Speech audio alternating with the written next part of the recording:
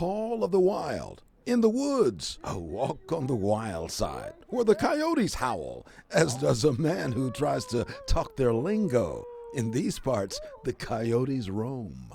Our goal is to try and give our visitors an opportunity to have really engaging interactions. A wilderness, yes, but fenced in.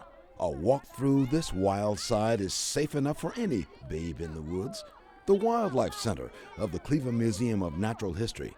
Nestled in a corner of Cleveland's University Circle, animals here are to prompt visitors to fully understand these animals, are natural to Ohio, and share the state with humans. Each animal in this Natural History Wildlife Center has its own story and has need for caring by human hand. The coyotes came as a litter delivered by C-section from their dying mother. They've had human help ever since.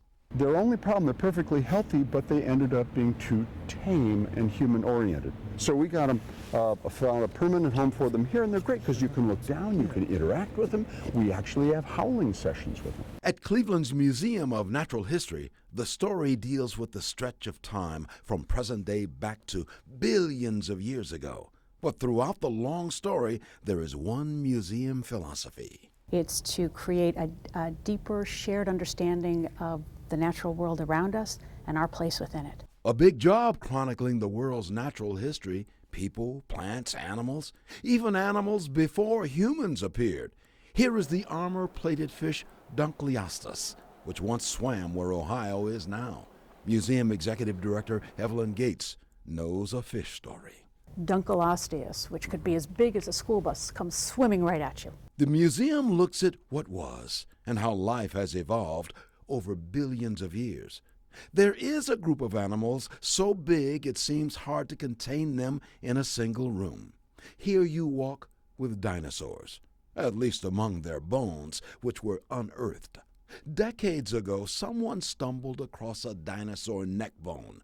Curious, a dig began, then a call to the museum. And so the powers that be sent out a group of high school students to go excavate the fossil. This giant skeleton was in a sheer cliff and essentially mined the dinosaur skeleton out. The museum tracks natural history and even looks beyond our world. The rallying word here is discovery. We see how the Earth was born and evolved in a vast universe.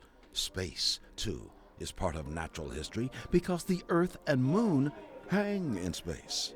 We look to the past, some of it billions of years ago, to determine our place in all of this. The Cleveland Museum of Natural History puts a light on who we are and where we've been and where we're bound.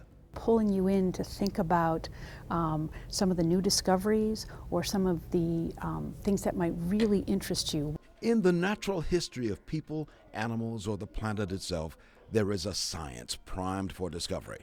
And surprising movement, too. The arc of this pendulum seems to slightly move with each swing, but it is not moving. Rather, the Earth itself is moving.